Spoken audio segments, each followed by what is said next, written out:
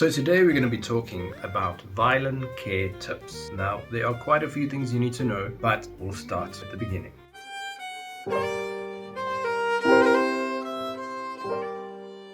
So first off, we always want to keep the violin in the case when we're not playing it. Please make sure it is zipped up and clipped if it has clips. There are so many accidents where students pick up their cases and the violin falls out and crashes onto the floor. Secondly, temperature and humidity. Now, because the violin is made out of wood, it can be very fickle. We need to make sure that it's never in the sun, you don't keep it in the car, and that the temperature is always, I would say, about room temperature to be safe.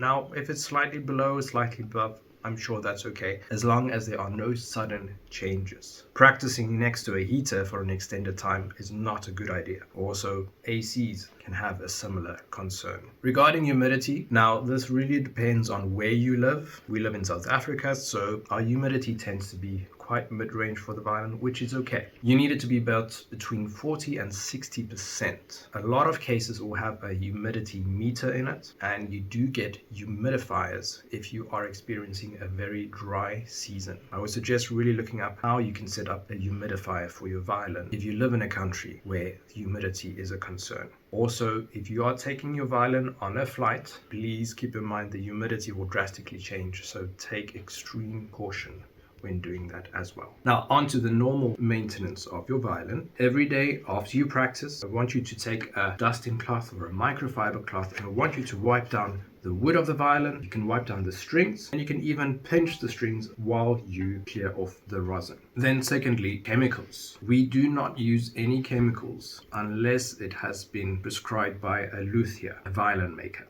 Any chemicals can strip down the varnish, it can damage the strings, so please stay away from those. At most, you can use a violin oil or a violin polish for the varnish, and you can apply these about once every 6 months. You'll apply it in a similar fashion that you would polish your furniture. Please stay away from your strings. If it comes onto your strings, the bow won't make a sound on it, and it's going to create these dead spots that are very hard to get rid of. Okay, as mentioned in a previous video, every time after we tune, we need to make sure that the bridge is still at 90%, a 90% degree angle here. If it isn't, your bridge will start to lean, and when it does, your bridge will start to warp. Once it has warped, there is nothing you can do about it. Nothing can change it back. So you basically have to replace the bridge. So again, after the luthier we go when that happens. If you experience your tuning peg being quite sticky, you turn it and it just doesn't want to budge, we can add a bit of graphite, or as everyone uses, just normal pencil. So you're gonna open up the tuning peg gently, and then you're gonna apply it onto it, which will allow it to slip a little bit better. If it is too slippery, you get a chapstick that you can apply that allows it